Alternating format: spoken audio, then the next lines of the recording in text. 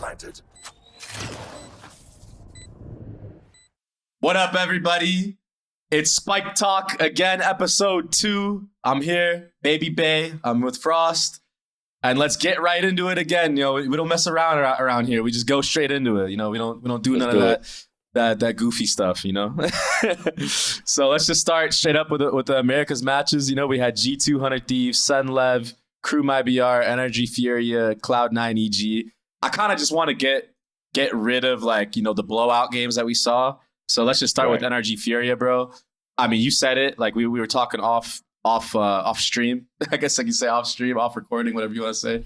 And you put it into great words. Like, Energy's comms are on point right now. And I think that a lot of teams should be scared of them because of that.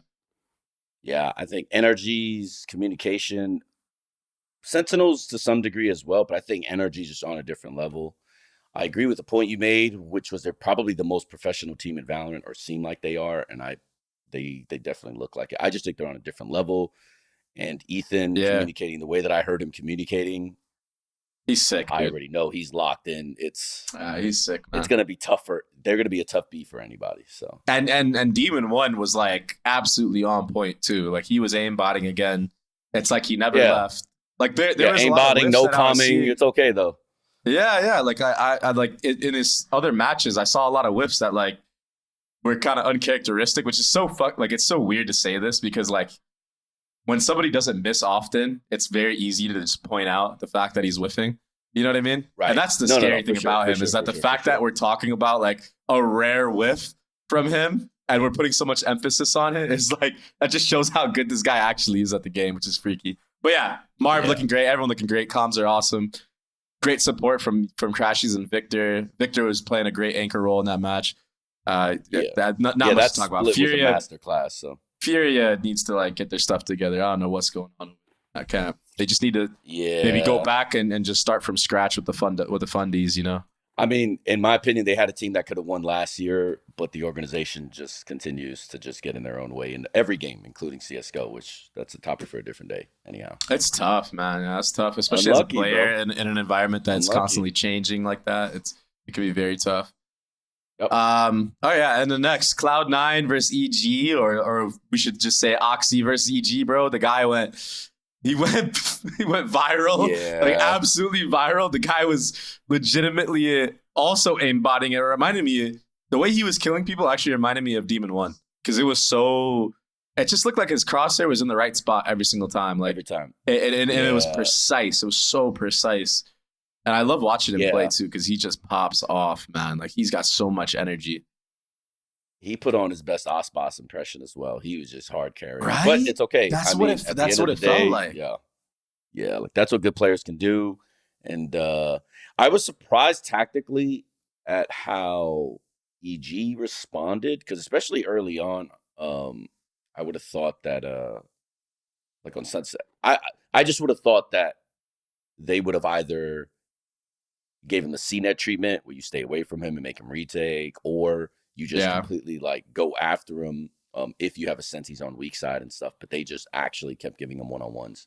I was just kind of confused by this, and you know, shout out to him for being able to just like convert every single time it seemed. So yeah, for real.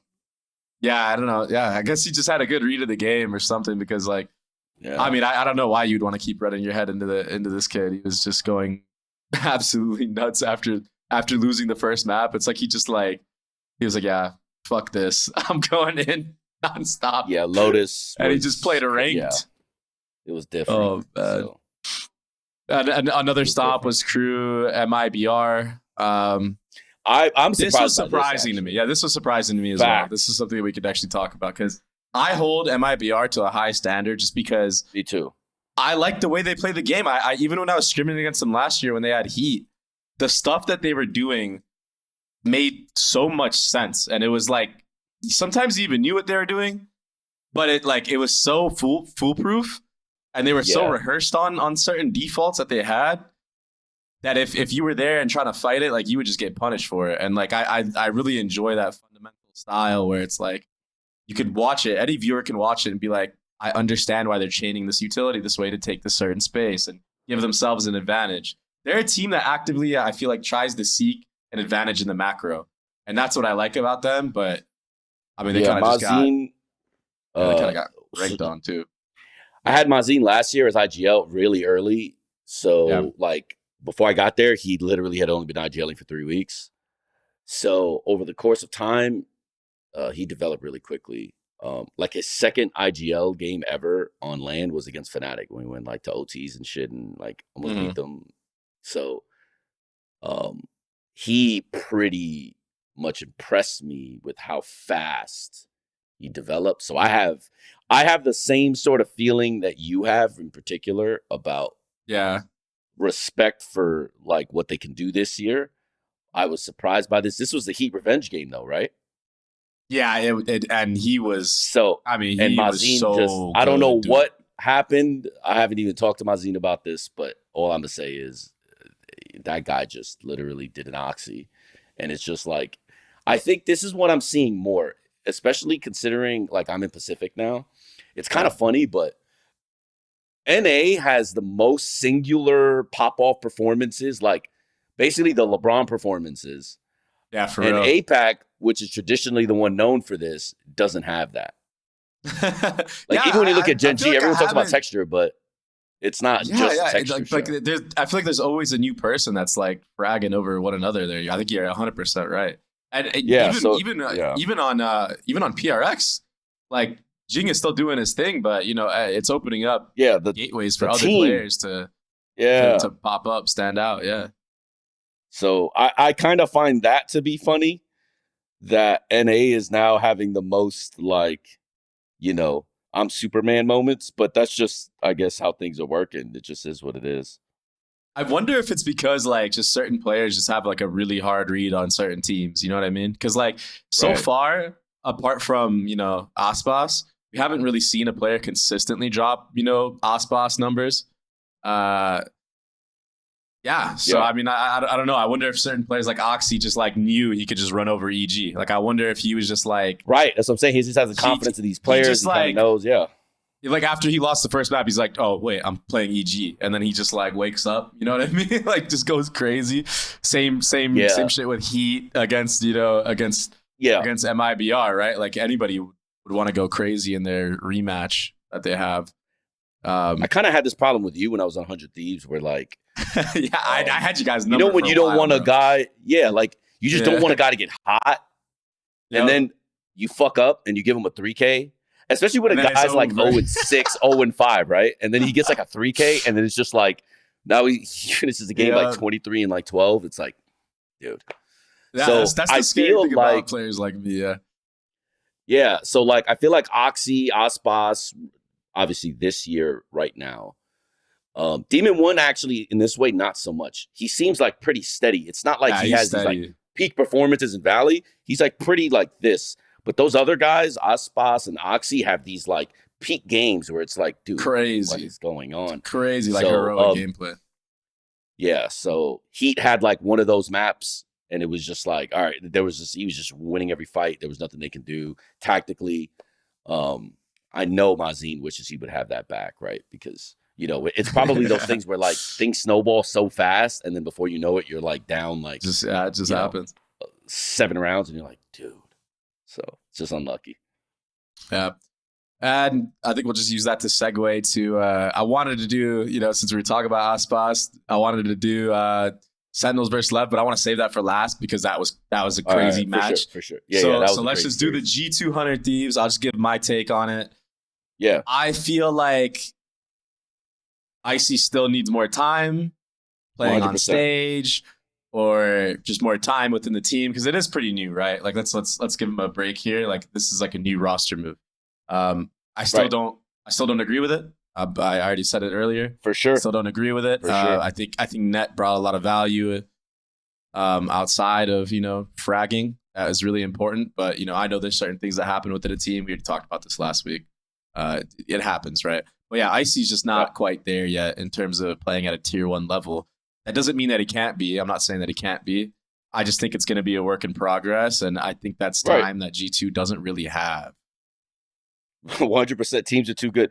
A move like this is crazy in retrospect, right? Like last week I thought it was crazy. This week, obviously, it's just even crazier. It's just I don't know. I think the best thing you can say about this is 100 Thieves did their job. This is a team that should they beat, look good. given the fact they made this change. They did exactly what they needed to do. I'm hoping, I believe Busio talked about this snowballing their chances. Obviously you hope that this can be the thing for them. As for G2, I think they are going to struggle by the time he's ready. So the thing is, a move like this potentially costs him the year. Why? Because by the time he gets comfortable and ready, you may not even have enough points to qualify, even if you do well in season 2. Because this format, and then are you even going to keep? bonkers. And then are you even going to keep the team at that point? Are you going to try to go after? It's like right. And I think it was just they have their reasons. I'm sure the personality conflict that I suggested probably happened last time, because you don't make a move like this unless it's like a real personality. It's serious, right? Like some serious. Because I mean, I can even say this from a coaching perspective. I will deal with a guy that can't shoot back if he can do all the other things, like help in the macro and help, like, specific teammates in specific areas. And, so, unfortunate for them.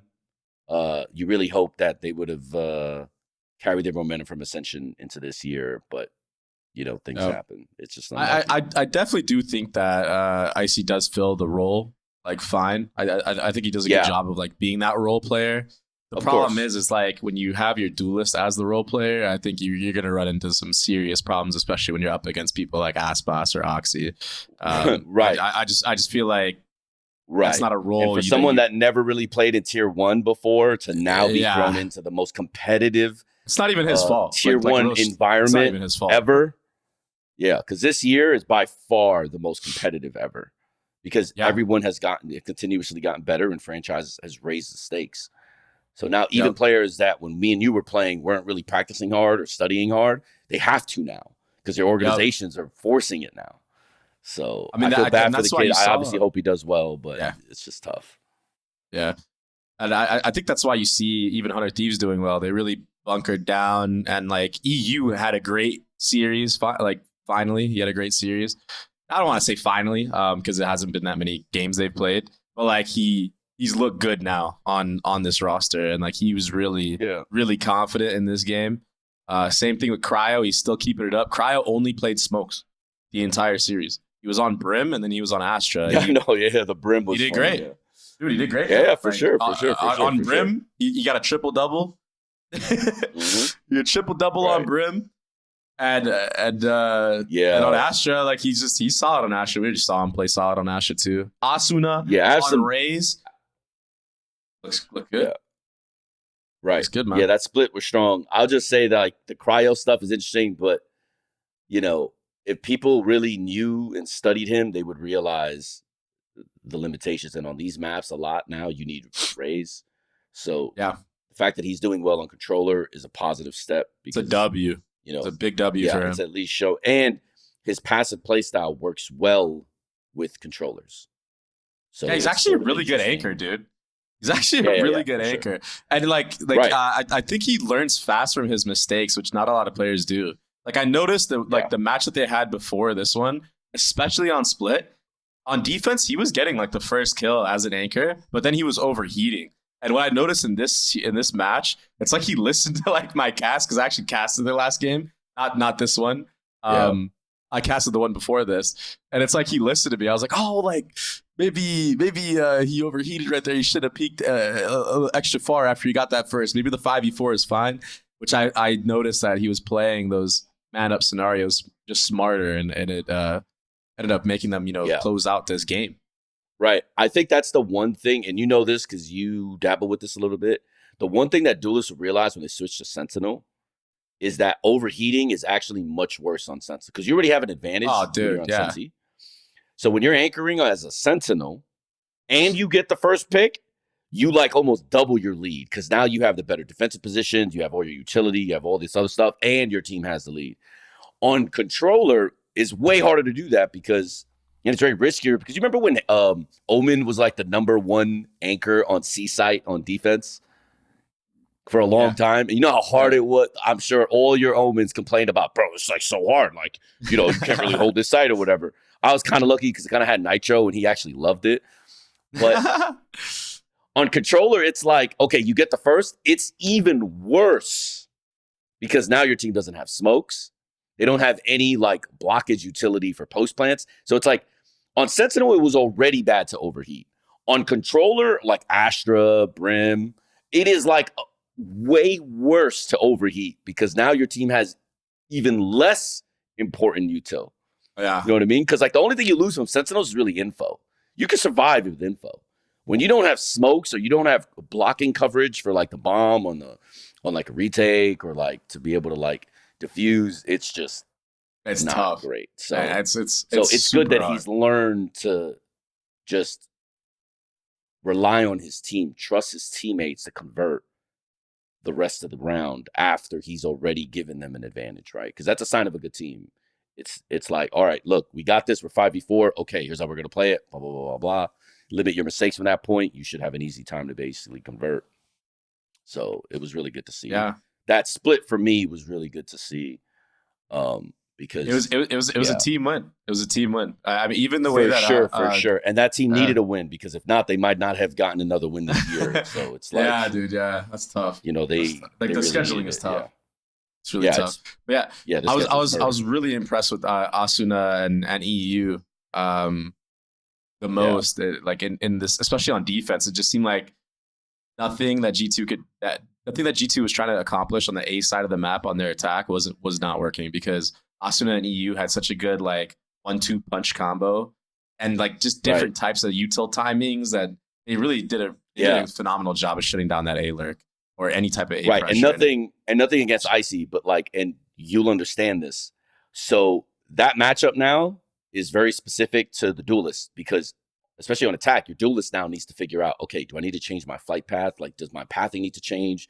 I know we're going to try to run this play, but I need to smoke here instead, or I need to flash here instead because they're playing like this. That's when experience comes in, especially when you're struggling on split. You know better than anybody. Split is so hard to just get out of the choke points. But the moment you're on the bomb site, the defense has a really hard time basically covering all the angles because even though there's places to hide, they're more cubbies. They're not like, you can't like manipulate. It's like, even if you try to play around pillar, it's not pure crossfires. Yeah, it's not like a true informed crossfire most of the time.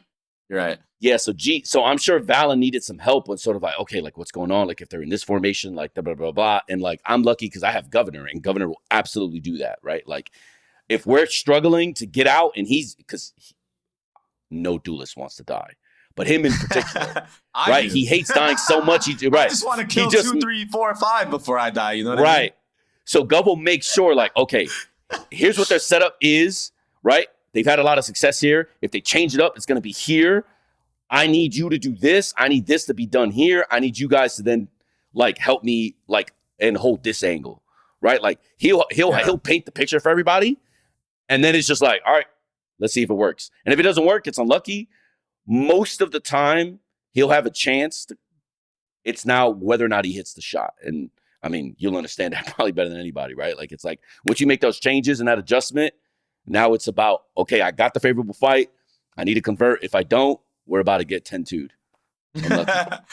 See, that's the scary thing. It's hard. Just final thoughts on G2. The scary thing for me is like, I thought they looked great against EG, but now after just watching how one player can dismantle the entire EG roster, it's like, I don't know how much stock I can actually put into how they played against EG, because Valen also had a standout performance against EG, just like Oxy did in his own way. Obviously not to the extent that Oxy did, because it went, went 3 maps, but I just think it's like, some very worrying signs for G2 that I don't know. I'm worried too. They're probably worried. But the good thing is Valen is good enough to hopefully figure it out. It's just you don't have a lot of time, and that makes it worse. And then the even worse part is MR12. You get into a bad start, and it's just like things can snowball like so fast. And it's just, this game is really unforgiving in that way. Absolutely. And then let's just go on to the banger game. This was absolutely absurd. Sentinels versus Lev. This was such a crazy game. I mean, both the maps were close. Could have gone either way. But there was a standout player in the server, and who other than Aspas? This guy was an absolute freak. Yeah, his performance was legendary. I will say though that legendary. Legendary is the best word for it. You're right. It was. I give more credit to Sentinels because first off, going down 7-1 is insane. 9-3 half, obviously, yes. In my opinion, I don't know if you agree. I'm sure you agree though. Lotus is attack sided, right? So yes, going 9-3 on attack, that's what you hope for. Like 8-4 is probably more realistic if you win pistol. 7-5 is like kind of a disappointment especially if you win pistol. I feel like to me, going up 7-1 and then having them come back was a terrible sign from Leviatán. To me, it's more impressive that Sentinels not only came back, but really banged with them in that way while a guy is turning into Terminator. That is very true. But but Aspas obviously hard carried it. He's worth every dollar he's getting, and he's arguably probably not only the best player in the world. Yeah, but he's also probably the best. Like his form right now is probably the peak in Valorant history. Yeah, it's crazy. He's been so consistent with dropping these bombs, and I mean, you touched on it. It's like because even Demon 1 on his run was not dropping. He was not doing what he's doing. He's not hard carrying this bad. Yeah, he had a whole unit, a whole team behind him, and strats and everything like that. I think Lev is right there to be like a top 4 team, like maybe the fourth team. I just think that it's what you said. They have a very hard time closing out these games when they have the advantage. I mean, you're up 9-3.5. That's phenomenal. How do you let it slip away and go into like a quadruple million OT, especially when you have a player like Aspas who's basically 1v5ing? Like at some point, everybody else needs to step up. And there's 2 players specifically that I just want to. I mean, I'm gonna call them out because I feel like they just need to do more, and that's Tex and Calm. And I feel like these 2 guys. I agree. Like I understand they are the NA imports, and there's a lot of pressure within having that, and maybe the communication isn't all there as well for them. But I feel like these 2 need to do something where they need to just step it up in some type of way. I know they're both trying to support Aspas as much as they can, but there just needs to be something extra that they bring to just secure more rounds for their team. Like if those guys can somehow manage to win a couple rounds here and there in just a map, I mean, you're talking about like a 13-3 win potentially, or like, you know, a 13-8, you know, rather than stuff going into OT and going this far. Especially like you said with Sentinels, bro. Sentinels is never gonna give up. They're always gonna believe they're gonna win, and that's why they're champs. You know, like they don't give up ever. Yeah. Even after they lost that crazy. How many OTs did it go? 1, 2. I don't know, but it was like 17 to 19 or something. 2, it was 3. The longest game ever. 6 OTs, right? They went 6 OTs and lost, and still the next map, it still was a 13-11 loss. You know what I'm saying? So it's like, I mean, these guys they're champions for a reason, and like you said, the fact that they stayed in the game and made it such a close score with a player that was probably having one of the best performances we've seen and like ever, honestly, besides for something maybe really smurfing impressive. in tier 2 Japan. Right. Apart from that guy smurfing in tier 2 Japan, like, I mean, Aspas did this to champs. He did this to a reigning championship team. It's crazy. So. Yeah, a well-drilled team. Yeah. So we talked briefly about Calm last week, and I will still say that I'm still seeing a lot of these. Look, Calm proved to be a clutch player, but he proved to be a clutch player with a team that basically had people that can delay and allow his late lurks to work. And now he's having to basically clutch in a different way, in a different form. And I certainly think he can do it. I think it's just interesting to see sort of what's happened, and without knowing exactly tactically what they're trying to do, what the in-game stuff is, I don't really know. But I will say that I have more faith in him being able to turn it around and be obviously like super productive. I think Tex is in a really weird place because the fights and the engagements that Tex got last year on G2, he's not going to get this year with Aspas. Yeah, because Aspas is right. So I feel like G2 basically opened it up tactically and gave Tex good one-on-ones, good lurk timings. Okay, cool. This Leviatán team doesn't look like their tactical prowess is like best in the world. It looks like they're basically doing what Loud did with Kwakazine, which is, where do you want to go, Aspas? Here's a flash. Here's smokes. Here's this. Here's that. And then Tex isn't getting like a silent walk-up treatment where like he could take advantage with it on chamber, right? Because he's like, oh, they're going to come to you, blah, blah, blah, blah, blah. Okay, I'm just going to hold this.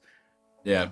That's not what's happening, and I think this is super unfortunate. I hope that obviously he turns it around, but yeah, I would just say that I was both impressed by Aspas and Leviatán to even win that series, because I thought for sure Sentinels was going to bring it back on Lotus and win it, and I thought they were going to win the next map. But I'm still impressed by the fight that Sentinels had, honestly, because going down like that and still being able to, like, you know, fight back is like truly impressive.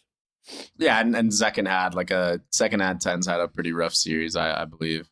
Yeah, and this is something I told my team this week. You're still going to have to beat teams on a bad day. Yeah, they obviously close, put themselves in a position close. with it. Right. So even though it's a loss on the record books, you still know what you got is good. You don't 100%. Let that bother you too much. That guy had a legendary performance. We didn't play well, and we still almost beat them. All good. Yep. Perfect. I am not hitting any panic button. Very well said. And I'm sure that's exactly what they're saying too. I'm sure that's exactly what they said. They're like, it is what it is.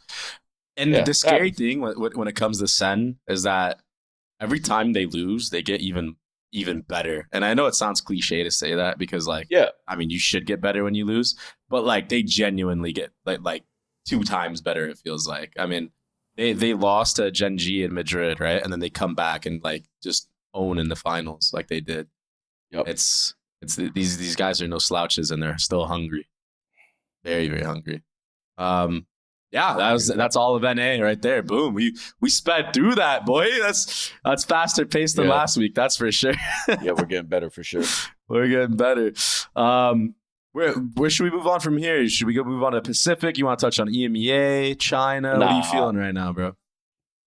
Probably EMEA for sure. All right, let's move to EMEA. We were supposed to have somebody on this week from EMEA, but it's okay. Yeah, it's all good. It's all good. We'll figure it out. That being said, we should definitely talk about probably the main reason why he's not on here right now, and that's the fact that Team Liquid versus Navi was tough. That was rough. I thought Liquid had no chance. So, bro, last week I'm over here talking shit. We talked about it. Navi's so good. Xiao is like in form right now. Yeah, I feel bad for Liquid. They're about to get bopped. They're like kind of inconsistent at the moment. All of a sudden, I see this and I'm like, wait up. They just 10-2 them on split. What is going on? They just won Lotus. They're about to win 2-0. What am I talking about? Am I dumb? And then all of a sudden, you see the comeback. By the way, look at their comp.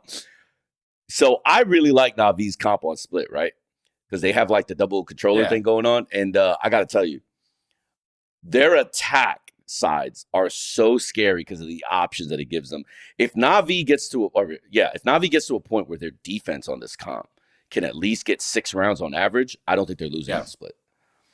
Because that attack is so flexible. Because we try to run this comp on Talon, and that was the immediate thing I noticed was like, bro, attack is like, we can get 7 rounds every time, even if we lose pistol. The problem is you need a really strong, fundamentally sound team on defense because your defense can be easily manipulated. Even though you have all the smokes and stuff, it's just not having a Sentinel on split makes things a lot harder. And the later the round goes, the less likely you're going to guess right. So and the breach, like if you use util too early on, because like I used to run a breach comp on this map as well, and I was actually the breach.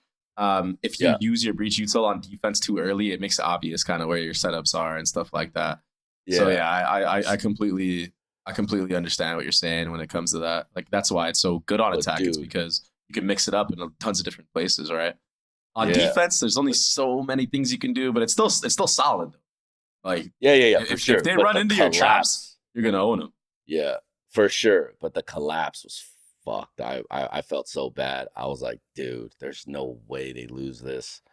And then obviously third map, Navi were like, all right, guys, enough of the games. But damn, I mean, you feel for Liquid. They easily should have had a 2-0 here. I don't know. They should 2-0. They are kicking themselves. They are kicking themselves. Because even some of the defensive setups I thought were very questionable at best. And like, look, I'll just, without going into too much detail, I'll just say tough, this. Bro. If you're up that many rounds, surely you shouldn't feel pressure to like flat default and play safe. Because it's on the onus of the attack to guess right way more times. You can just sit there and go, oh, okay, we gamble stacked and we guess wrong. All good. They're going to run into us eventually. Because that's just what most likely will happen. It was interesting for me to see that they just kept flat defaulting and basically losing all quadrants of the map consistently. And I'm just like, bro, just gamble stack. That's you're up 8 rounds. And this is the problem with certain teams. This is why you need to have a good retake. Like you need to have a good retake on every map. And it doesn't matter. I mean, for fuck's sake, like you could literally only have a good B retake and you just stack A every single fucking round. That's fine with me. Because eventually you're going to win one of the retakes, right? But when you try to hold too many sections of a map and you try to fight everything at once and you're not winning those duels, you're going to get exposed like this. And you give a team an opportunity to come back like Na'Vi, who like with Artists they're just different with Artists. I don't know what it is. This guy just fits perfectly within the system that they have. They're not going to just let you have it for free. Even on the first map, you know, Liquid looked like they had a great first half of Lotus, right? They went up, 8-4 all Lotus? Yeah, it was bad. It was like 9-3 on defense, right? Other side. Yeah, and then the other side was just unlucky. And then Na'Vi comes back, it's a 13-10, right? Like that could have been a comeback just as well, right? So it's like, you know, there's got to be certain things, even if it's just a cheese strat or something that you have in your playbook where you're up big like that you can pull out. And they just didn't have it. And it's like, you saw it on their faces after they lost Split, bro. That was like, fuck, bro. I mean, that's never even happened to me, bro. I've never had somebody come back like that against me. I would much rather. I would much rather get 13-0'd. I think. I would much rather get 13-0'd and it not even be a close game than knowing that I had the win in the bag and I let them come back. Through it. Yeah. It's crazy. For sure. Yeah, it's diabolical. It's tough. And the thing is, with this format and system, the points matter. Not getting that point for world qualification this series might be the difference. They might be down 1 point. And it's like you're always going to look back at this and go, come on, man. But hopefully they learn from it and hopefully they get better and they'll figure it out. I hope. But man, it was tough. I mean, my prediction was correct. So in one way it could be like, but like in reality, I just felt terrible for them because obviously I felt like they played well enough to win the series. Just some tactical decisions and some things I just thought didn't help them. And, you know, once the snowball got going, Na'Vi just picked them apart. And that attack side was a masterclass. So shout out to them. Yeah, absolutely. Next match on our list was BBL versus Koi. Not much to say here. An absolute stomp. Koi need to go again. It's much like I said about some other team earlier. I forgot who I said, but they need to just go back into like the fundamentals and just start from the ground up because right now, this Koi team looks like tier 2 teams can roll them. I'm just gonna keep it how it is. You know what I mean? Like you're not even playing at a tier 2 level, in my opinion. And it's not that they have players that aren't good. That's the problem that I'm seeing, right? You have players that have done things in this game, right? Like Shadows, like Star. Even Camo has been great in general, but I don't know. Like they just need to they need to go back and just work on just the very basics. The very basics. Yeah. I'm not really sure, but I would say the Turkish scene is crazy, bro. They got so many good players. It was really unfortunate. I expected this to be a closer series. I was surprised that it was such a stomp. And now it has me wondering if we're just underrating BBL, because I certainly have, I guess, underrated BBL, to be honest. So, I mean, I don't think you can look at the series and I mean, I guess you can. I guess you can be like, yeah, you know what? Like we did think it was going to be a close game. BBL got stomped by Gentlemates, and I thought that's what I'm saying. So and remember, they lost to Gentlemates last week, Yeah. And I think Gentlemates is not great. That's the best way to put it, right? So I also think that they troll with their what is comps going too. on? Even though it's like unique, I feel like they troll with Yeah, their I mean, comps. maybe. I mean, but okay, so what I'll say about G8 in that way is when you're quote unquote the underdog, being different and going off meta and having some sort of gimmick week to week Could is be a very good strong. thing. Yeah. Right. So I don't blame them. I just don't. When I watch the tape and like, so when I study a team, right? Yeah. Most of the time, I don't care about the comps. Like you could run 4 duelists, right? I don't care. Like I normally don't have a strong opinion about a comp until after I see it. You might ask me, what do you think about this comp? And I might be like, no, I wouldn't run it because here's a weakness, here's a weakness, here's a weakness. I prefer this, right? But if you're going to run it, all right, let's see what you do with it. What I really look for are like protocols. Like I'll give you like a small example of one. You're down 4v5, right? With a minute 10 on the clock. What do you do? Right? If you're weak side, so let's say it's like you're on Lotus and you're in like a 2-1-1, right? Yeah. Are one of your 1 players looking for a kill, or is your strong side looking for a kill, right? And is it an immediate reaction, right? Like these are the things I look at. Or if it's like 30 seconds left, right? What's your reactions to the 4v5? Are you just going to sit in the base and hide in a corner and let them come in? Or how are you playing this, right? Like, are these two pushing out? Are the 2 singles pushing out? Are the 2 singles basically grouping and safe rotating immediately and you're gambling somewhere? Are the 2 players pushing out? Like, it's not just being protocol heavy. It's sort of like your reaction to the game state depending on game sense. Clock, right? When I see you run like a, let's just say like a super strange comp, like a Yoru, Neon, Astra, like whatever, right? It's like, okay, you're down 4v5, you're up 5v4. What is your Astra like using util for her? Is she anchoring? Is she using util for like the other guys to kind of like push or to block an area so they can like take a quick peek to get info? Like feint it, maybe. Blah, blah, blah, blah, blah. Yeah. So many things. I do not see this from Gentlemates at all when I see this. And I'm normally pretty good at picking these things up. And this is what I'm saying. Like, so when I have a criticism of a team, it's more like what they're running and their cohesion in running it are not the same, right? Yeah. You pick yoru on defense, what are you supposed to be doing? You're supposed to be in 2 places at once, right?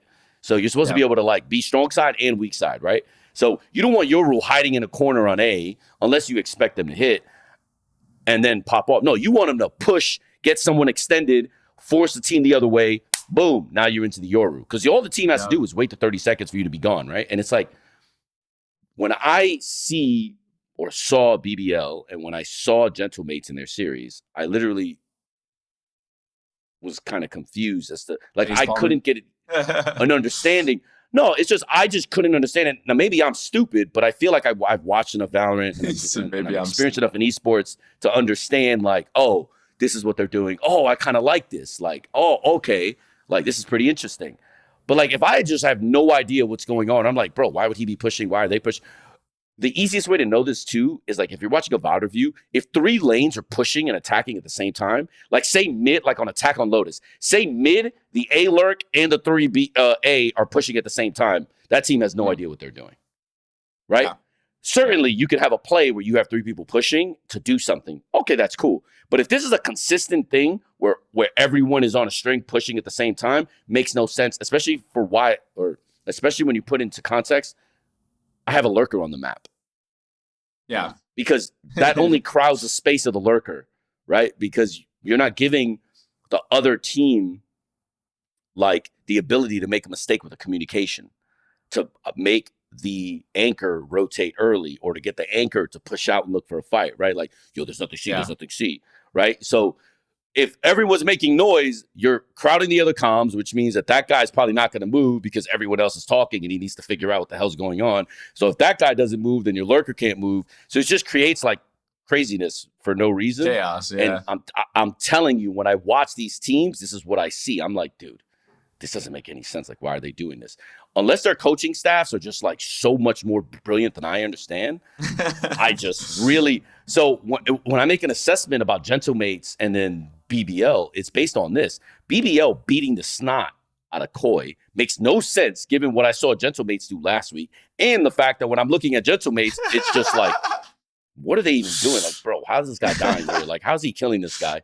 Like, so I just seem, in my opinion, I'm just lost when I watch these You're scenes. lost. I should probably just refrain from any opinion.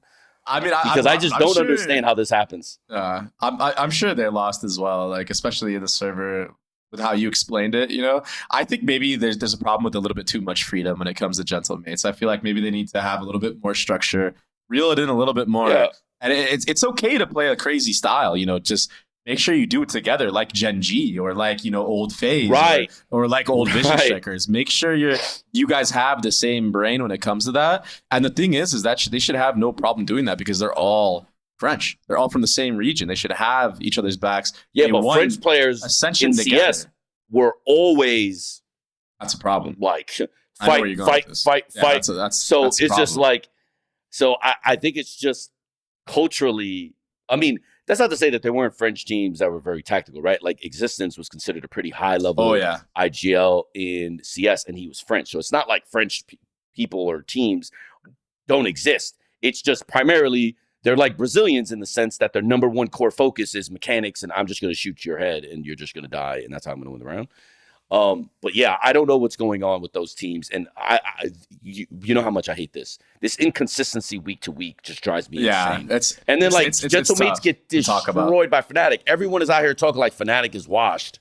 Fnatic look like world beaters, like 13-4, 13-6 or something. Just as they should, though. As they should. Right, but I'm just saying, like, so Gentlemates beats this team or BBL badly, then lose to Fnatic badly, and then BBL beats another team, another professional team that gets a salary, that has expectations badly.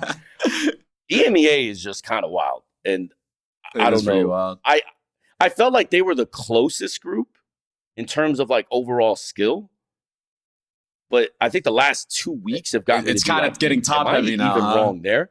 It's kind of getting top heavy everywhere. I feel like every region is pretty top heavy is so in general crazy right now. Yeah, it is. And I expect more from the EMEA, frankly. Especially now that I'm here in APAC. Tactically, APAC is... So I expect more consistency from EMEA. I expect closer matches, week to week, better preparation. I expect that when I'm watching film on a team, I can easily distinguish like, oh, this team knows what they're doing. Look how when this happens, this player here knows and he takes a space because he knows, oh, they're getting heavy side pressure. So, it's just, I don't know, man. I don't know, bro. Straight up. That's a perfect thing to segue into because I want to talk about Giant X because low key, I feel like they're getting just kind of unlucky. They have so many 2-1 losses other than the Carmine Corp that they have. And I feel like it's just and Casey's good, so that's not even a bad 2-0. So close, man. They're so close, but like maybe they just need more time, spend more time on different maps because even in this Fnatic series, they won a map, right? They won Breeze 13-5. But the problem is this is what's happening with Giant X is they get blown out on like every other map besides the one that they pick. And then the map that they pick is actually a blowout as well. So it's like oh no, they didn't even pick they didn't even pick Breeze and they blew out Fnatic. But what I'm trying to say is their wins are very one-sided wins. It's like when they win, it's like a 13-5. Yeah. When they lose, it's a 13-5. But I'll say this though. I think Redguard is just a very smart player, and if his reads are correct, his players are always going to be in the right position. This is why M3C was so successful. This is why Liquid at times last year looked so amazing. But the problem with this is when his reads are incorrect, right?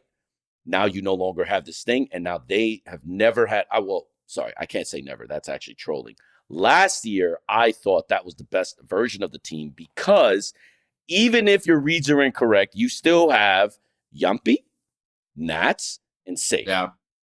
So to me, it is an abomination that team last year did not basically succeed, champs and, actually make a run and do all that stuff because that team, in my opinion, similar to Gambit and M3C, were perfect for Redguard because even when he's wrong, you still got the guys that can fight. You got the Chronicles, you got the Shadosses, you got Nats.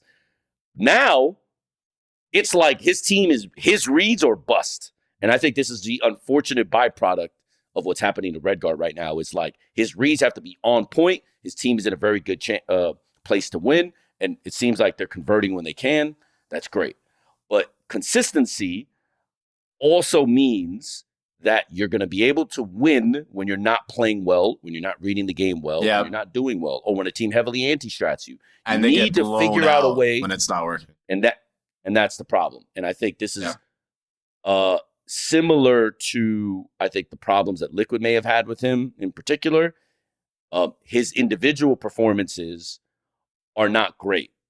So then you need more consistency from his ability to call and put you in a better position day by day, game by game. And I think this is the problem. I think it's, his macro is good when it's on. His macro is bad when it's not. And this is something I tell Cruz on Talent all the time. I don't give a shit if you go 4-20.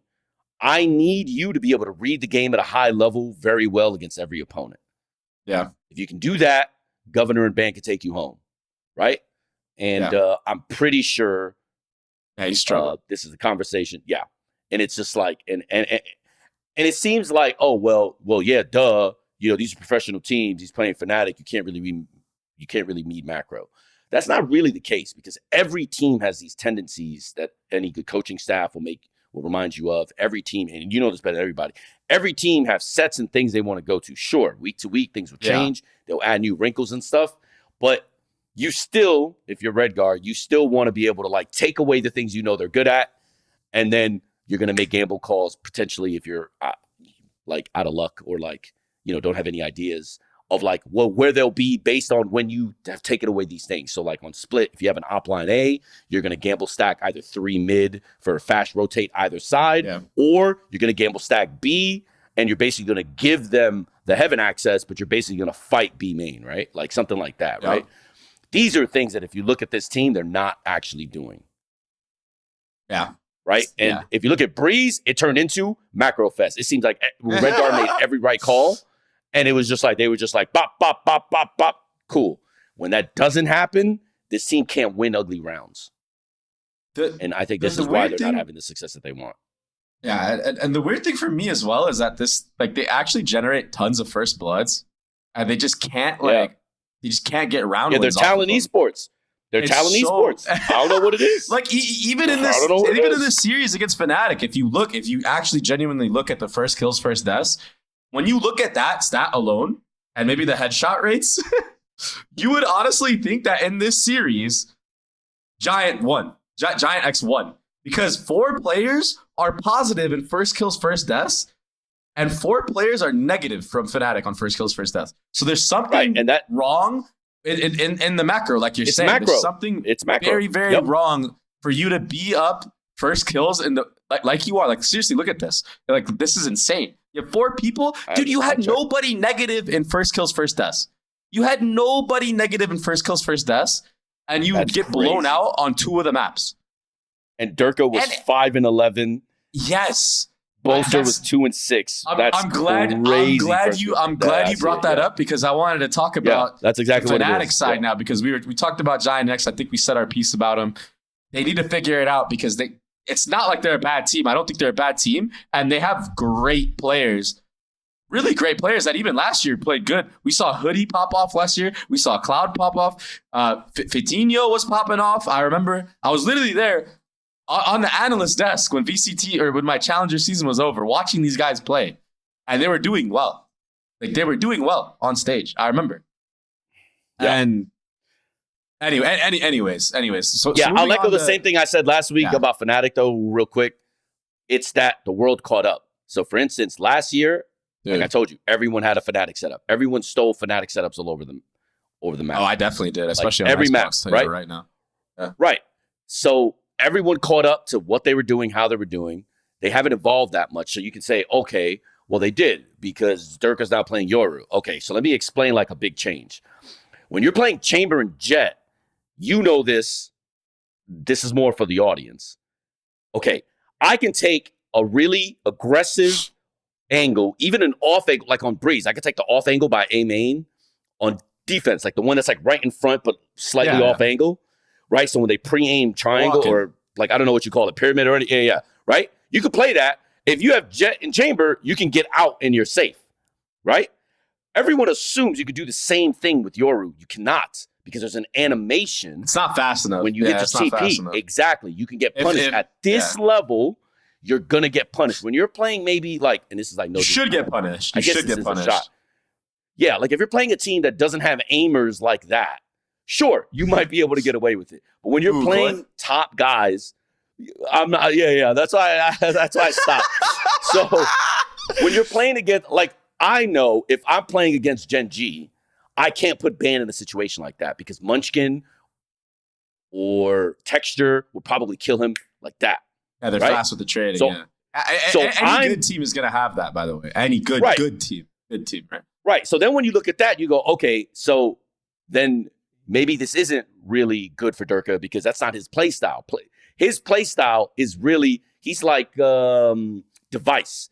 He can get aggressive, but his version of aggression is getting a deep angle and posting and then getting out quickly, right? Mm-hmm.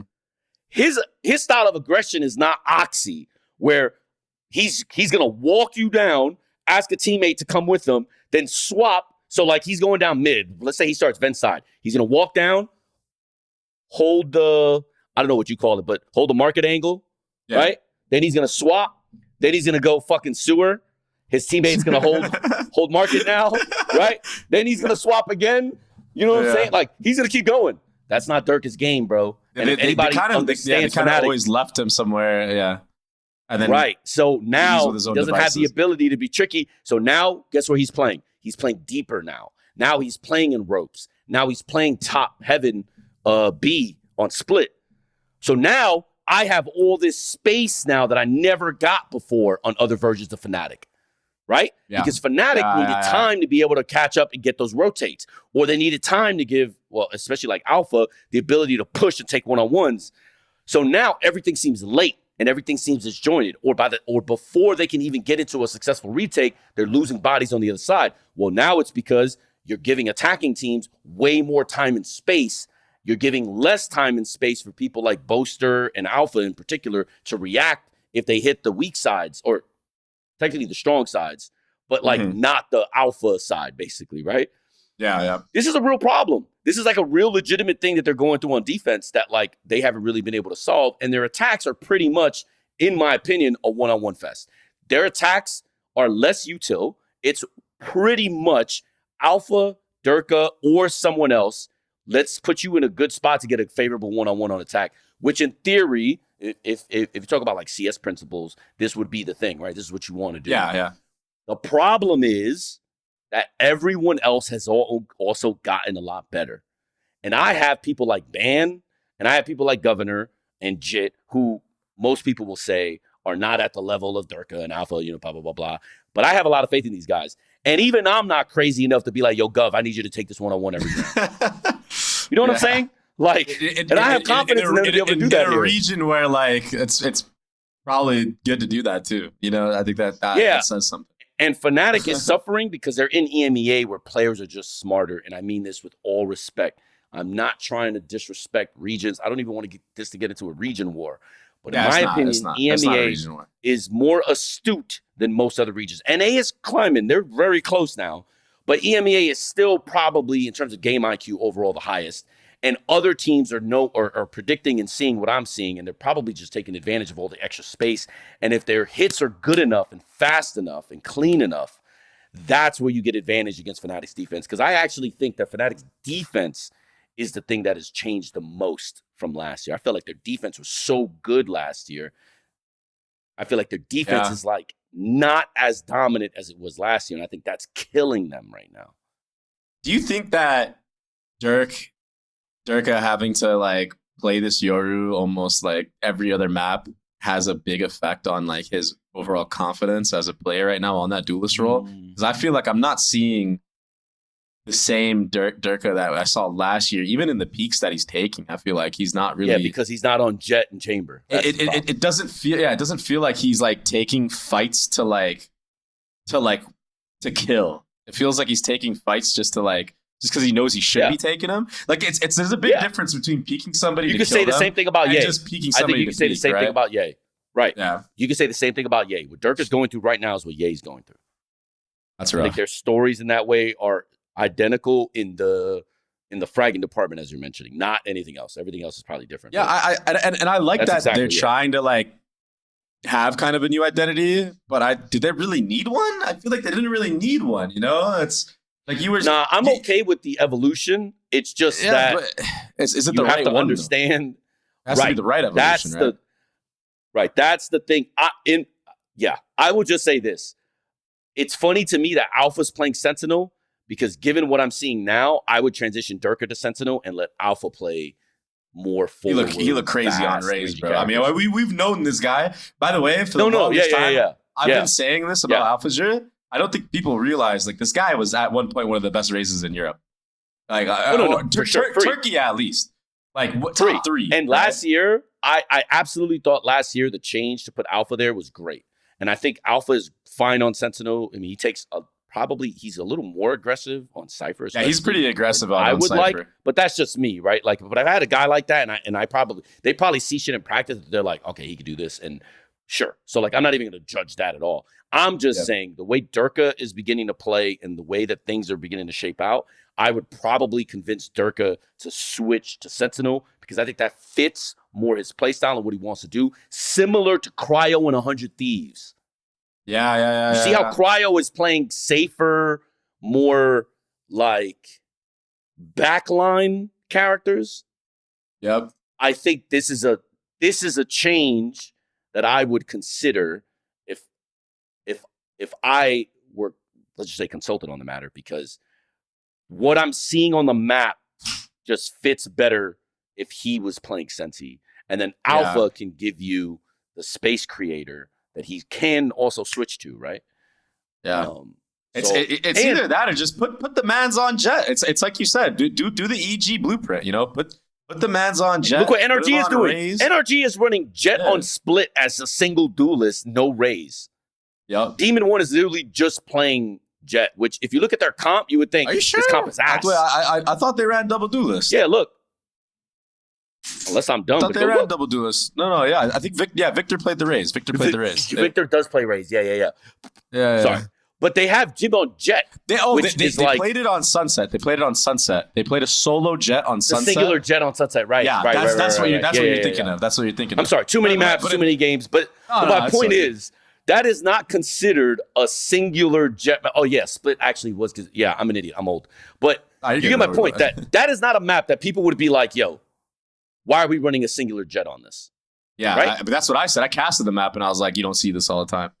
Exactly. But they go, okay, we got a guy that is so good at this. Let's just bring his strength, and let's highlight that, and let's figure out all the other things we need on the map to make up for this change. And I'm sure Fnatic are doing that. I'm sure. But what I'm saying is that given the play styles, if you can't afford just the Jet, then just simply put him on Sentinel. And it's the same. And you know this because you were thinking of dabbling. Raze, his Raze is good too, though. Like it's not like he's not good at Raze. They can also put him on Raze. But I just think just specifically the Yoru. Yeah. I think they're forcing it is like what I was getting at. I think they're just forcing I think Yoru too much is complementary. Yeah, I think Yoru, if you notice, I'm running Yoru Neon on Breeze, for instance. The reason I do that is it's not bad. It's not bad at all. Sky. I just don't think I think Yoru's a better Sky. Yeah, he's a better Sky than he is a duelist. A singular duelist Yoru. I think it was it fucking Loud or Na'Vi? One of those teams went Yoru only on one map on Ascent. And I was like, bro, what are you doing? NRG's done it. NRG did it with Victor. This was last year, or last year, I think, or the year before. They played a solo Yoru on Ascent. I think that's cap. I think Yoru being a solo duelist is just not great. And I think to me, it shows a gross misunderstanding of Yoru. I would love to see Alpha Sky replacement. I would love on Breeze. I would love to see Durka on Jet, and I would love to see AlphaJer on Yoru. I feel like just following the footsteps of NRG, where they have Ethan on Yoru, and they have Demon 1 on Jet, because I kind of agree with you. I think solo Yoru, it doesn't give you the same amount of pressure, or even the util is not the same. It's tough playing it solo. But if you bring it in with another duelist, it's probably why it worked for them on. It's probably why it worked for Fnatic on Split. Like, it's because they did run 2 duelists. If you're not playing Sentinel. Oh yes, look, because they did run 2. They had Chronicle. I mean, their comp was so weird. Here, let's forget about everything we just talked about, and let's just talk about this comp on Split from Fnatic from top to bottom. So they had Alphager on Raze, they had Leo on Breach, they had Chronicle on Cypher, they had Boaster on Omen, and they had Durka on Yoru. Now, this is my one question to you. Do you truly believe that this is a comp that they can play against, I don't know, a KC or like an NRG on or a Sentinels? Like, can they actually make a run with this comp and actually own the map? I feel like this is like a one-off comp, right? Yeah, 2 reasons I don't think that comp is good. Well, the first reason has nothing to do with the comp. It's too many role switches and too many different. That's what I'm thinking. That's exactly what I'm thinking. And then the second is, in my opinion, I don't think Yoru is solid enough on Split. In my opinion, I've tried it, and I'm the biggest Yoru fan. Shoot, I wanted to run Yoru 2021. Me too. Me too, bro. 2022. Sorry, it's 2022. I was begging Ethan to run it, right? Like, I was like, dude, he's so broken. I was begging Steel and everybody else. Trust me, he's broken. But they didn't feel he was good enough back then. And now over the years with some buffs and stuff, he's gotten a lot better. And now people believe in him, even though he's basically the same character, but it's fine. It's very, very, very hard to play Yoru on Split because the TPs aren't as good. Yeah. There's way less misdirection because of the timing. So for instance, on Breeze, people started anti-stratting us by basically just counting 30 seconds and assuming that ban. A lot of people do that, not only on Breeze, by the way. It's like every map there's a Yoru. It's just the universal rule. Yeah, you just count the intervals. Yeah, if you know the Yoru likes to put his TP down early, because it's obvious. Let's say you saw it in the round before, just fucking wait it out. And if you wait it out, I guarantee you that even if he doesn't want to take it, he's in the back of his head, he's like, oh, maybe I should take this TP. Even though it doesn't do anything, and he'll give his position up. The Yoru players lose so much confidence once that timer runs down, as they should, though. Right. And I think that map is even worse to be late, right? If your rotations are late on Split, you're cooked. And that's the you better have a really good retake. Like I said, you better have a really good retake. Yeah. Now this game is all retakes and post plants now, so I think if it really is. Working on that, it's great. Yeah, no, it is. This is basically retakes and post plants without a retake. We don't have retake servers in Valorant, even though this game is basically all retakes. So, but it's just become that way. Yeah, I, in my opinion, I just don't think he's good on that map, and even his ultimate isn't really that great on that map. But yeah, I digress. I don't think the comp works. I don't think Yoru is great, and I think the role changes. I just want to see Dirk on Raze and Jet, bro. I just want to see him on Raze and Jet. I want to see him on this Yoru. I want to see him drop bombs. I want to see him get confidence so I can see this guy at an international. Because the fact that they didn't make Madrid it's baffling. Yeah. A team that made every single event last year didn't make an event this year. It's not right. I mean, I guess NRG kind of feels the same way too. I was talking to some of them too, but I feel they like got unlucky because they make it all the way to playoffs, and then I feel like the path win or go home. Was tough. That's screw. That's screw. Yeah, that was tough. But look, I'll say this too: what makes it even more interesting about this, or what makes this conversation more interesting, is simply this: Yoru to Fnatic is good enough to be a single duelist. I find that to be very strange when everyone else doesn't think so. So either Fnatic are geniuses and know more than everybody, or Fnatic are trying too hard to force something that probably isn't going to work. Yeah, so I think that is the thing to keep an eye on, because that's a great I understand. I'm with you. I think Durka will have more impact on another role, and I think it's because Yoru is better as a complementary piece. But since Alpha's not with him clearing the space, and they're a 1-2 punch, he's doing everything solo on Yoru, and Yoru is not as good at being a singular duelist in a Raze or a Jet. I think either Durka's going to need to figure something out and prove to the world that it's different, or Fnatic are going to waste another 3 months. Split 2, they're going to get rid of this Yoru, and they're going to realize, we were trolling. We'll see what happens. I don't know. Maybe they're geniuses. Maybe we're all idiots. Who knows? I mean, yeah, time will tell. It's still.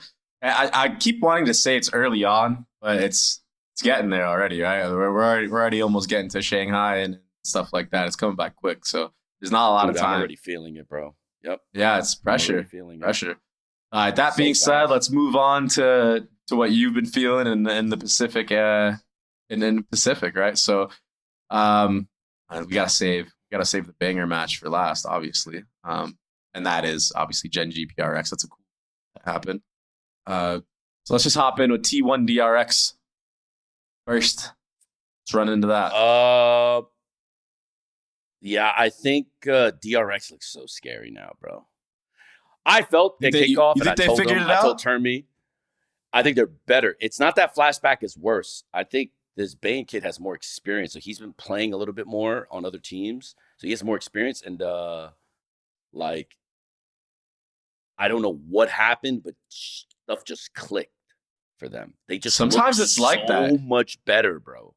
Yeah. It's sometimes it just takes that one piece, and honestly, I can compare that one piece to Zelsis for Sentinels, right? Like when Zelsis joined Sentinels, I mean, I never thought that Zelsis was like the best player in the game. I never thought that he was like this insane guy. But then when I heard his communication and the other things that he brought to the team in general, and then you put these young kids around him that are like insane.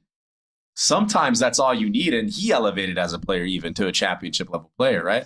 Let's keep it a buck. The guy's goated now. I mean, he cemented himself as a star player on that roster. I think like or just a star player in general to be able to come in, play whatever role it needed to be. He got signed as a sub, worked his way up, right? Took advantage of the moment and seized it. That. People don't understand how much effort that takes. But what I'm trying to get at is sometimes you just need that one piece in the whole thing, because I feel like DRX has been a team for a while. We've known that they're top 4 forever, you know, and they're so good. What's going to bring them over the edge? Maybe this is that guy for them. Yeah, for sure. I think they look better. I think T1 looked pretty good in this series. It was unfortunate. Like, yeah, I thought this was closer. I mean, I guess it wasn't, because they did stomp them the next two. Yeah, they won the first map, and then they got 13-5, 13-6. Yeah. But DRX, what I remember, I didn't start off really hot. I didn't think T1 felt bad. Like, I don't think they looked bad. I think it's just a case of like things just snowballed in the opposite way of T1, and they didn't have the resilience to come back, and they didn't have the reads enough to like, you know, stop the bleeding. And then obviously Stack's a Stack, so you give him a 6-0, 7-0 lead, he's just going to beat you every time. Like, he's not going to do what like we just saw with Sentinels and Leviatán. He's not going to give up a 7-1 lead, or like what we did on Icebox. He's not going to give up a huge lead, like, you know. So he's just too good for that. And I think, yeah, I felt bad for T1. I mean, the truth is I wanted T1 to win because DRX is in our group. And yeah, because there's a chance that we could have 4-1 and still not make playoffs. It's actually crazy because our group is so stacked. But yeah, it just didn't work out. I thought they played well enough, but unlucky, and just stuff happens. What do you do? I think that specifically T1, I think they need more time. I think they have a lot of new players, a lot of young players. X-Crit obviously being one of them, and then Izu being another one. I think they just need more time. I don't know. I found it weird that Izu played the Raze on Split, and it wasn't X-Crit, because like Izu has tons of hours on Moment. Yeah, I mean this as like respectful so it's kind of possible. X-Crit doesn't look like he can do anything but like op and play chamber.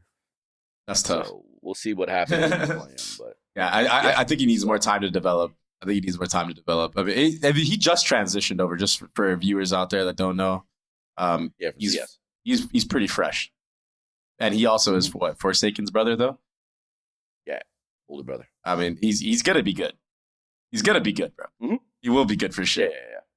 He has to be. Anyway, we'll move on from that. Move on to what do you want? Secret versus Zeta. Secret Zeta, close game. 2-1. Oh man, this is kind of close. I'm not even. Yeah, it's. I mean, you gotta play. All right, so here, instead of talking I about don't the even overall know, series, bro. about how it went, let's just talk about what you thought about Secret, because you are gonna be playing them soon, right? In like the next 2 matches, you're gonna be playing Secret again. So, Yeah. what did you see? We'll start with the positives. What did you see that you thought was good from them? Things that you were like, okay, like I I think respect. Jeremy showed that he's probably Jay Remy? Okay. I love yeah. Jay All Remy. right. So Jay Remy, I don't know. He probably showed that he's gonna be like. I mean that like yeah he could diff some of these guys. So I thought he pretty much was like one of the largest reasons for them winning. Um, I'll also say that I think Borkum surprisingly is also continuing. He's his consistent, momentum. dude. He's consistent, Right, bro. I right. swear. Which Is he the IGL? which- Who's the IGL of this team? No, Jesse Jesse Vash. Okay. Yeah, that's plagued Borkum. He's had a lot of inconsistency, but definitely he's hit a stride, and he's been playing, especially on well. Viper. Like I'm looking at his Viper stuff right now. Like he's actually looking really solid. I don't know how he even has these stats on Viper, but this is crazy. Get ready for these Viper stats. In the last 30 days, right? The KD is nothing special. 56 and 48, 26 assists. But what is special? 12 first kills, 2 first deaths on Viper. I mean, this guy is definitely doing his job. And then you go back 60 days, 30 first kills, 10 first deaths. These are numbers that duelists that get supported with all their utility. So this guy clearly must be cracked in the mechanical skill field, because he's winning a lot of these first exchanges. Trust, that's not his game. How is this guy going crazy like that? He's just really smart. He's way smarter than he is mechanically gifted, right? So that's not his game. His game is beautiful, not man. Aspas. Trust. It's not. It's positioning. And we helped him that because he probably got like so many free kills against us when we played him. And that's a conversation for a different day. What I'll say, though, is, you'll be able to get revenge. Yeah, I mean, it shouldn't even be revenge, but unlucky. What I'll just say to cap it off is, I think Zeta is just very inconsistent, and I'm very surprised. Like I'm surprised. Secret, like on Sunset, for instance, Zeta was just outmatched everywhere, and it's so funny because Secret isn't considered like a macro team, and you're consistently losing macro to a non-macro team. Yeah. And I just, and then, and then even Lotus was bogus. Like, sure, they won it, but like, dude, Zeta is just hot nasty, bro. Some of the things that they're doing is funny. But yeah, I mean, we'll just see. You said some of the things they're doing is funny. It's just, Depp is, sure. I mean, he's gonna, he definitely carried, but it's just like, I don't know, that whole series to me was kind of interesting to watch. Secret did us a favor by beating Zeta, so that's obviously good. Nice. Yeah. So, I will say though one thing. Zeta gave me a really good idea thanks to 2 coaches from enemy teams talking too much about Talon. So next week I'll tell you. But so that's can't wait for the leaks. Can't wait for the leaks. Yeah. All right, next. This was a team that we were bullish on. We were talking about them last week. You were telling me about them last week because I didn't know much about them. I still don't really know much about them. But their coach recently followed me on Twitter, so you must have watched our SpikeTalk from last week. Probably, and, probably, yeah. How do I even say this name? I'm just gonna say RRQ. Okay, RRQ. Yeah. That's what everybody says. Rex Regum something. Yes. Fuck all that. Fuck all that. RRQ, bro. Beat. Should I say it? They beat Bleed. Yeah, you can say it. Yeah. So 2-0. RRQ is strong. What's funny is, okay, so let's just talk about this series. Forget the next series because RRQ, So Bleed is struggling, obviously. What I'll say, though, is this. I keep hearing this Ye thing. And listen, I get it. It's funny to make fun of Ye, esports player of the year. Now, all of a sudden, hasn't won a game in a while, right? Oh, okay. 2 years? Yeah. But when you look at how he's taking engagements and fighting, it literally like reminds me. You remember Soar when they had Cryo? Yeah. That's what it is. It's just no util, Cryo trying to take a one-on-one. Good luck, boys. And I feel like certainly if you have a guy like Ye, why are they not taking notes from Loud last year and Leviatán this year? Right? Why are Aspas's engagements much different than Ye's? If you have a guy like Ye, you might as well use him or kick him. Right? Right? Yeah, I guess. I mean, yeah, I guess. So why do you have him on your team and you're just like, yeah, bro, we're going to do this thing over here. Good luck.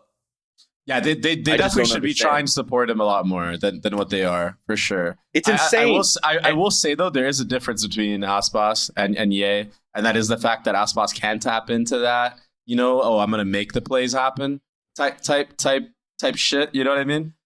But I also agree that if you have Ye on your team, you should be putting him in advantageous fights, because when he's put in those positions, he usually excels. He's shown he's been really good. And if he doesn't, and he's put in these positions this year, then he's washed and kick him.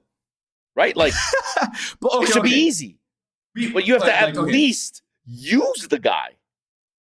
Yeah, you do. That's what's crazy to me. Yeah, it is. And it's like I'm not going to leak, numbers and stuff, but listen, the guy wasn't cheap. Let's keep it real, bro, because that's what I'm saying. Bro. There's no world in which Ye would have ever also gone to play for another region if he wasn't going to get paid a bag. And you know what? Right. He earned the right to earn the fucking bag. He's a champion. He's a world champion, right? Right. Best player. He was the best player in the world at one point, and it wasn't even close. It felt like that's how it felt. Right. And I'm a big fan of Legia. Me and Legia go way back. He's the homie, and some of the players on Secret, I'm sure, have a good reason. But all I'm going to say is, if I bring you to Talon, let's say, right? So let's say I bring you to Talon, right? I should be doing, I think, one out of three things. First, can we smeeg it? Like, can we just run it down on people? Are we good enough to do that? Right? That should be the first thing I try. It might be the best region for me if it's still Schmeeg era. Right. Okay. So the second thing is, okay, that doesn't work. Okay. What should I probably do then? It's like, okay, can we create set executes and basically get you on the bomb site and either bait you and plant the other way, like especially if we have a guy like Jip Boys that can clutch out rounds, as you saw, like, sure, I'll just bait you, make you draw all the defense in, and then we'll go somewhere else, right? Or if you get your kills, we'll just hit the bomb site, boom, right? So can you get enough util on your execute that we can make your job easy and put you in a good one-on-one fight? And if that doesn't work, then it's like, okay, what's the third option? The third option is possibly move you to Sentinel and just to see if we can figure out something else and put you in a position to take on good one-on-ones, right? Yeah. But imagine if I brought you here and you're basically smoke dashing and people aren't running out of A main and B main by yourself. I'm smoke dashing on site, bombs on the other side. Go next, boy. Go next. That's what I'm saying. So I mean, that's not an exact one-to-one parallel with what's going on with Bleed, but the point I'm making is there are teams that are doing the work for you. Just copy their shit and see if it works and see if this guy is exactly what you think he is, or get somebody else and stop complaining about it. Yeah, fair. That's all I'm going to say to the players. I think that was well said. That's all I'm going to say to the players. I think that was because I'm hearing well a lot said. of chatter, and I just don't understand like why they just haven't thought like, yo, let me look at, is this guy really this good? You know what? We're going to give you the Aspas treatment. Try it. And maybe it works. And also, bro, like the first map they played in the series was fucking Lotus. And yeah, I get like Ye isn't like a Raze player. He's been struggling on the Raze, in fact. Yeah, he was never known for Raze in the first place. But if you're getting 13-2'd by any fucking team, any team at all, like you're doing something very, very wrong in general. There's no reason Zest, Ye, Scary should ever be getting 13-2'd by any team. I don't care what the scenario is. It could be the best team in the world, Sentinels. There's no shot. We're only winning 2 rounds in an entire map. That's an embarrassment. No, I agree with that. So I agree with there's something very, very wrong, and that's not Ye's fault. So I know a lot of people like to meme on him, but there's no way you're getting 13-2'd because of Ye. I refuse to believe that Ye's the reason you're getting 13-2'd. And And Listen, that's bro, that's fundamentally I have my my own point. opinion. I have my own opinion on Ye. I think ever since the chamber stuff happened, kind of changed his play style, made him a little bit more passive, kind of how Cryo was last year. But Right. there's no way he's ever getting 13-2'd, bro. It's not happening. It's not his fault. Like, Right. It's Right. the whole team's fault for sure. But there's a bigger problem that they need to solve. And that's probably just getting everybody on the same page in the first place. Because if you're getting 13-2'd, there's the wheels aren't turning for the entire team. But this is another team It's not a made fluid changes. machine. Right. I'm not saying that they shouldn't have made the changes. I'm not getting into their locker room like that. I'm just saying that there's another team that made changes. And now, last minute, everyone is struggling. But I'm sorry, if I bring over Ye, I'm not putting him on support for 6 months and then changing him to duelist right away. Yeah. I'm building a cohesive strategy during my off season, and I'm highlighting it. And if in the middle of the season we're doing poorly, or late in the season we're still doing poorly, then I'm just talking to my owner and going, yo, we need to get rid of this guy because this is trash. You know what I'm saying? Like, yeah. They're not even, they put him on Viper for like, it's just, and again, I'm very, very friendly with the coaching staff, right? I'm very friendly with some of the people over there, but I am hearing way too much chatter, and I know it's not coming from the coaches. Yeah. So, you know what I'm saying? Like, some things they have to figure out. Some things they have to figure out Right. still. And like when you're playing at this level, bro, it's at some point you gotta drop whatever ego you have in terms of whether that be the players that you have on your team, whether that be the way that you like to play the game, even, and you gotta just bring it all together and understand that everybody is here to win. No one goes out there trying to play to lose. And if you are, I mean, getting 13-2 is kind of a sign of that, because you're not doing everything in your possible arsenal. You're not giving it your all, bro. If you're getting 13-2 by any team, you're truly not. And that goes into practice. You're not giving your all into practice. You're not giving your all as in trying to be a good teammate, a good leader. If you are the IGL of the team, I don't know who's IGLing that team. But you right now need it's scary. to have. Yeah, He's but very inexperienced at it. He just started. So there you go. So like, hopefully he's like, you gotta have an environment where even if you're a bad team, you're at least trying to make progress and work better. But the fact of the matter is they've regressed, which is like, it's really tough to see as a player, because I've never even been in a position like that where like I actively regressed match by match, because every single time I would lose a match, I would try to do better in the next one. You know what I mean? So I don't know. I don't get that aspect. It's rough. I know sometimes things get out of control, but you got to understand everyone's there to win, and you got to create a nice environment to win. Got to all be brothers band together in times like that. Well, that is a very difficult thing to accomplish in APAC. I'll just tell you that. Personalities here but it's more cultural.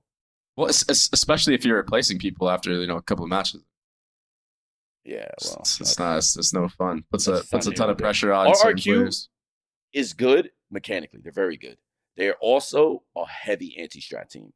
So their coach basically said during like an interview, like after the Bleed thing, or no, before the Bleed games, he basically was like, so we just looked at how Talon dispatched Bleed, and we're basically just like taking concepts from them. And they're just like, you can tell that they're a really heavy anti-strat team. Yeah. So that works even worse against an inexperienced IGL like Scary, right? Because he's just getting comfortable with his sets and calling his stuff, and now it's you're already like, getting countered. Yeah, that's brutal. And they haven't even probably right. So it's like, that series in particular, I was not surprised by the scoreline, actually. Shoot, bro, I don't know, man. 13-2 for any team, I think, is embarrassing, and you gotta get in the lab. True. Bro. I feel like 13-5 is like, okay, like they're just better than us. You know what I mean? But 13-2 is for sure. We didn't even try. No, that's different. Like, right. You're talking it's hard about like you couldn't even win a pistol, bro, or anything, bro. Like eco round, like any gun round, like any round. Yeah, bro. it's very hard. It's very hard to lose that way for sure. I mean, you lost 10 rounds in a row. I mean, geez. Anyways, all right, let's move on from that. We'll move on to RRX versus T1.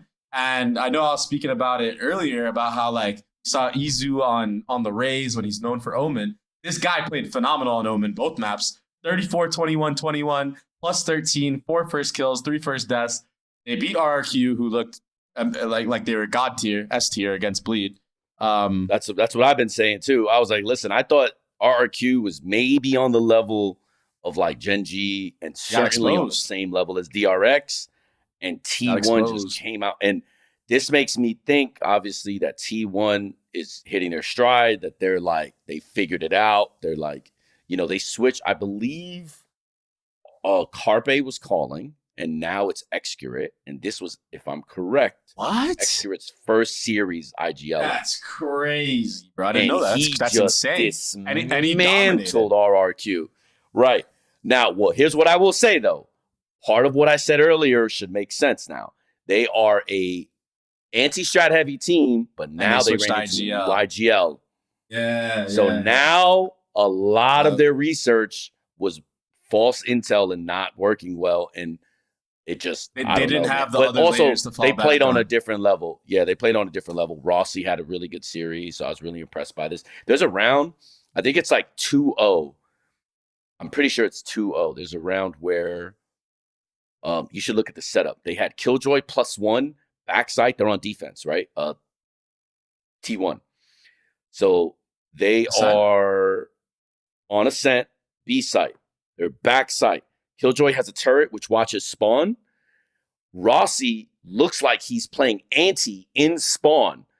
So it's like they kind of had a feeling that they would do some sort of pop play. The turret is to protect, obviously, the back of Rossi. The moment the turret makes a sound, Rossi basically starts to turn around. The enemy's flash comes and pops. Rossi turns around and just kills the guy swinging him.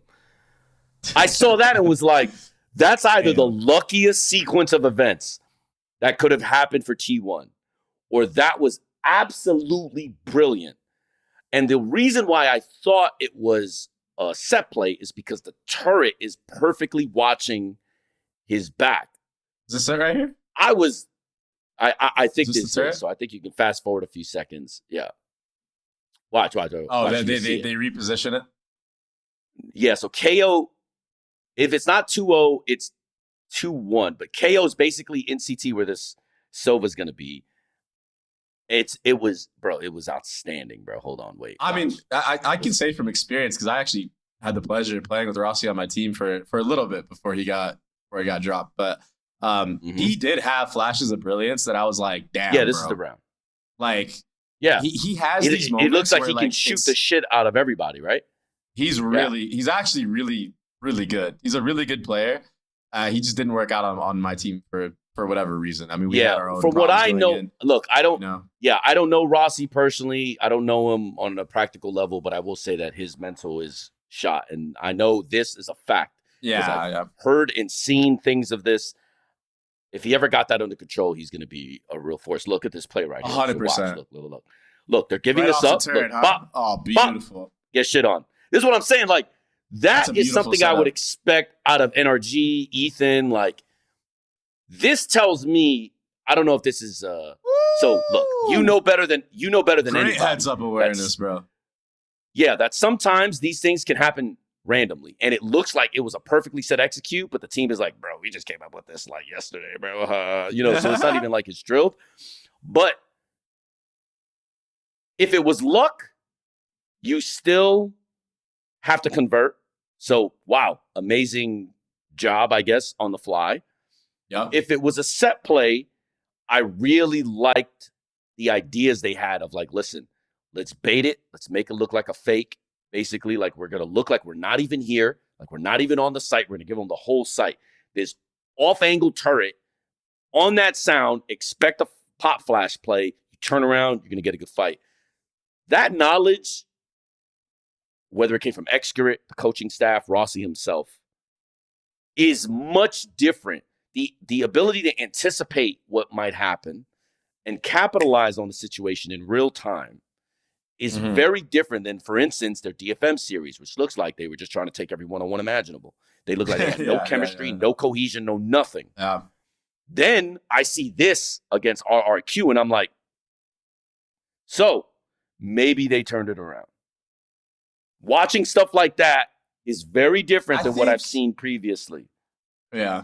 I think this is one of those plays that it wasn't drawn up. I don't think it was drawn up per se because you saw it was a decision based on the second layer and about what happened in the round, right? They got the early pick. The turret got broken early on. As soon as it comes up again, they already have a double backside setup. Why not put it there so the CT guy doesn't have to watch the B main walk in and Rossi? He could watch backside. Still had the intuition. He was still aware that top mid was a gap, and he was jiggling it, and he knew that at any moment once that turret hit, he all he needs to do is turn around. So I don't think he was.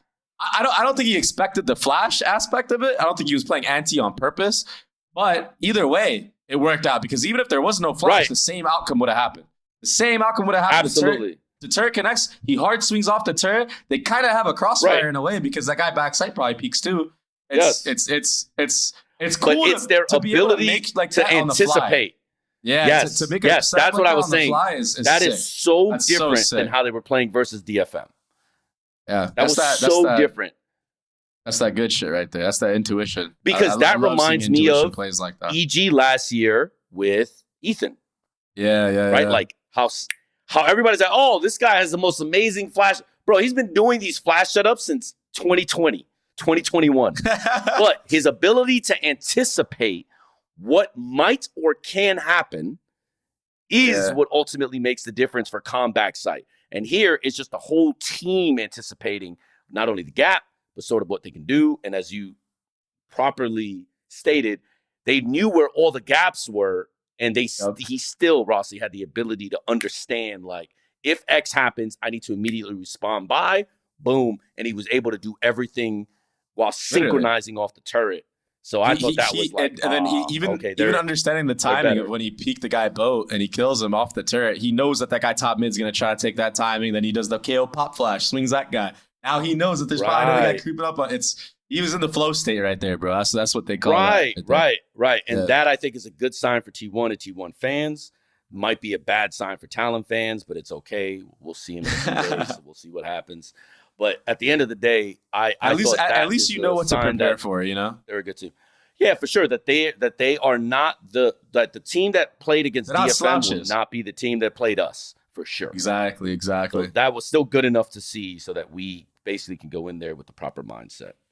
Yeah, and then let's just get into the last match, and that's GenG Paper X. This will be our last match for today's SpikeTalk episode 2, and this was crazy. I was actually surprised by this. This was crazy, but like big return is game. The truth. That 2-0 was good. Just so good. Yeah, I'm not even sure he good. Played that well too. By the way, but here's the thing: it's what you said. It's like even if you have an off day, you need to be able to do everything else, right? You need to be able to still do your job. And the fact of the matter is that when Jing's not popping off, and by the way, he didn't play bad by any means, but when he's not popping off, something is going to pop off. Or Mind Freak, or Forsaken, and Devi, he'll get his credit when it's due. He doesn't need it right now. But Devi's one player can make such a big difference. We've seen it, right? You already saw it with DRX. You saw it with Sentinels. And now, I mean, we already knew how PRX was, but and this is no shade to Monye at all, or Monye. I don't know how you pronounce his name exactly. Monye is good. He needs more time to develop. You could see that for sure. I mean, that was evident from the start, especially if you wanted to play a Jing style where it's very YOLO go in. He didn't have it all reeled in yet. But one player makes such a big impact. Jing joins the roster back, and it's just like they're just back on some bullshit again, bro. It's funny because when you talked about this the first time and you announced this, right? I literally said, bro, I thought this was going to be a 2-0. But I thought it was going to be a 2-0 for GenG. Because I'm like, okay, Jin's just coming back. Paper X now has to take out everything they had with Monye, reinstall, stuff with Jing, and they're going to have to feel this way. Like you're typically not supposed to be able to just week to week just extract someone, insert another, and just beat the best team in your league. Yeah. That's not really normal. So when they won this, I was in disbelief. I was like, bro, there's no fucking way. If this team can do this off of 1 week, just randomly, just waking up one morning and going, yeah, we're just going to shit on these guys, and actually win that series, what the fuck do we do? See, but so you would think that it would be tough inserting a 1-for-1, but here's the problem that PRX had with Monier is that they were literally trying to do the 1-to-1. They were trying to have Monier play GenG. So they technically never actually changed their style. And I think that's what we talked about as well. It's like they were trying to accomplish things that they could normally accomplish with GenG. And we saw it. It's like some of the plays they were running even in the matches, we saw it last year with GenG. And they were trying to run it with Monier, but it's just GenG is just GenG, bro. It's you can't do a 1-for-1 in games like this. It doesn't work like that most of the time. No, right? fair. That's like saying like, you know, like that's like people thinking that Artis was gonna be the top replacement for Ye. You know, it's not a 1-for-1. They're two different players. Monier, I do think he has a bit of that GenG Schmieg in him for sure. The guy has no fear for sure, but he doesn't have that ability to slow it down. I felt like Monier was getting punished a lot. Maybe his timings were a little off, and that's what I meant when I was saying like they can't slot in 1-for-1 like that. But now that GenG is back, and everything's order is normal. It's been restored into PRX's environment. Everything is back. They're thriving. They're beating GenG again, like you said, with 1 week, 2 weeks of practice, maybe with GenG. Yeah, I know it's not that clean and easy, and I know they're struggling still, even with integrating GenG. But the fact that they can go through all that and still win against GenG is just so ridiculous, bro. I know, it's crazy. Yeah, right?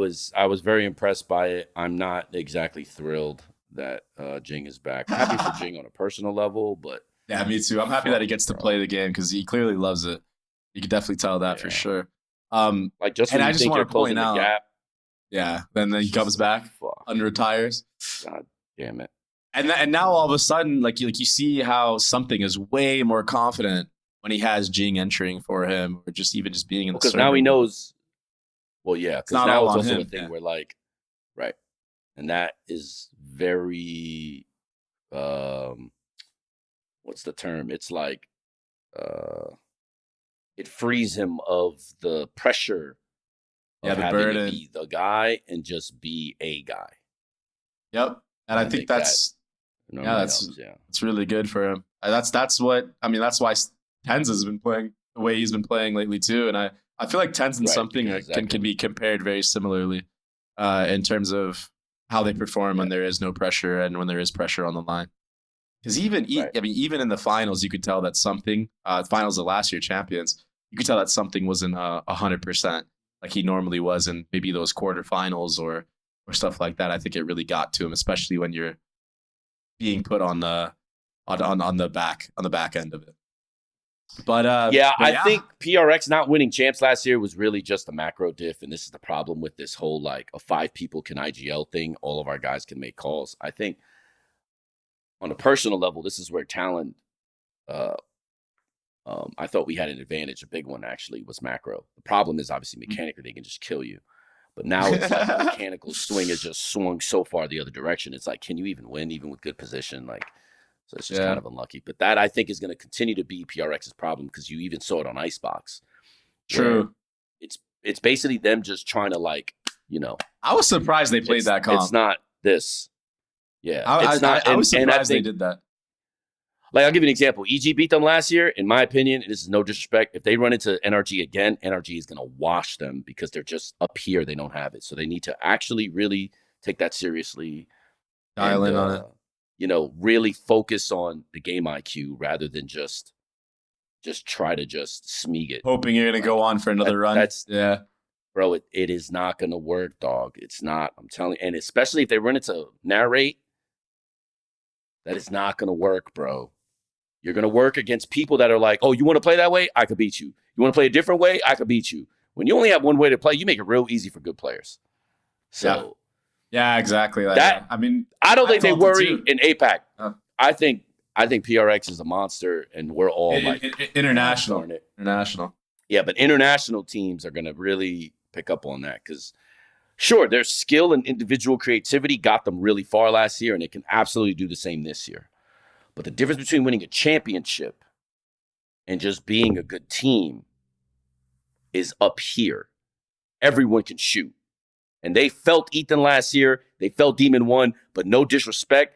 There was also Jogemo, who is pretty solid, so I'm not going to hate, but like mechanically wise, they also ran into Calm and they ran into Boostio. Now they have to face Crashies and Victor, dog. You know what I'm saying? Marv. Like and Marv, who's back. And Jimmy. Marv right. is back. So Jimmy's back, bro. Right. So what I'm saying is like if mechanically you felt those other guys, yeah, just wait. Now they have stronger guys. So yeah, that's the thing that we need to see from PRX is if they're going to be able to be a little more like DRX than PRX. Yeah. And if they can do that, they might be able to win a title. If they can't, I think they're going to dominate APAC potentially, but that's probably the best they're going to be able to do. Top 4. And that's just a fact. Yeah. Yeah. So. I think those are great words to end Spike Talk episode number 2 on right there. So thank you guys for tuning in if you made it this far. Another long episode, but we're working on it. I felt like we breezed through NA, but we got a little sidetracked. Yeah, but then we started talking about we started talking about Fnatic, bro. We did a deep dive on Fnatic, but either way, this was enjoyable. Another episode in the books, and we'll be back again next week, hopefully with a guest. We'll figure it out. So yeah, thank you guys for watching. All right, Peace out, everybody. Peace.